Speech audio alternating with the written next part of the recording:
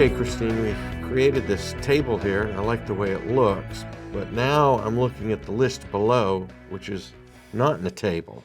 Right. What's the best way to create a table there? Okay, so one of the good things about a table is you have all of these options, right?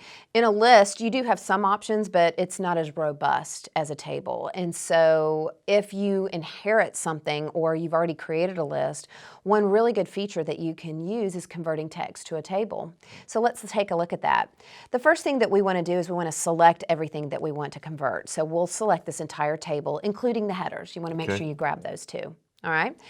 Then what we want to do is we want to go to Insert and come to Table, just like we did when we were creating a new one. But instead of choosing the columns and rows and doing that kind of thing, what we want to do is we want to choose Convert Text to Table. So by choosing this, it'll give us a little dialog box that'll say, okay, well, what kind of table do you want to create? So in this particular case, it's going to guess based on what we have selected, and it's saying 3 columns, which is right, and then 5 rows, which is correct. Now, some other things that it's asking us is, how about the column width? How do you want that to be? And auto works for us.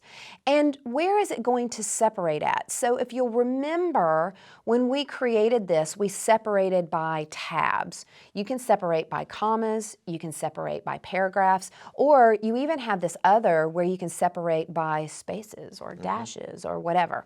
So depending on how you receive that information, you have to tell it, well, how do we know to put things in the separate columns or the separate rows? And in this particular case, it's by tabs and it's guessing correctly.